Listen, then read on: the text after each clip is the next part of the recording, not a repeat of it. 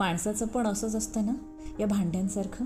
नवीन असल्यावर भांडं मस्त चकचकीत, एकदम आरशाप्रमाणे पारदर्शी, त्याच्यासमोर येणाऱ्या प्रत्येकाला त्याची छबी दाखवणारं. मग दाखवताना दिसेनात का कमतरता? चेहऱ्यातल्या, अंतरंगातल्या, त्या व्यक्तीला अवगत असलेल्या काही अनावगत. जसं जसं भांडं जुनं होतं त्याच्यामध्ये बरंच अघळ पघळ ठेवलं जातं. कधी काही चमचमीत, कधी सात्विक, कधी गोड, कधी तिखट. प्रत्येक दिवसागणिक भांड्याची चकाकी कमी होते आणि पारदर्शकताही. मग ते भांडंही लपतं पुसटशा रंगाखाली.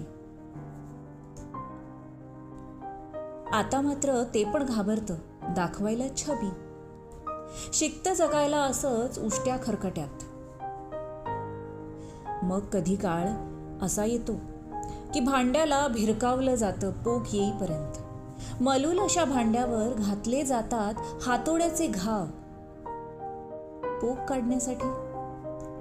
अशा वेळी कितीही घासलं तरी चकाकी येत नाही. संपला ना रे काळ त्या भांड्याचा, आता नष्ट व्हायच्या वाटेवर. कोण बघणार त्याच्याकडे? लोकांनी नवी भांडी घेतली आहेत ना.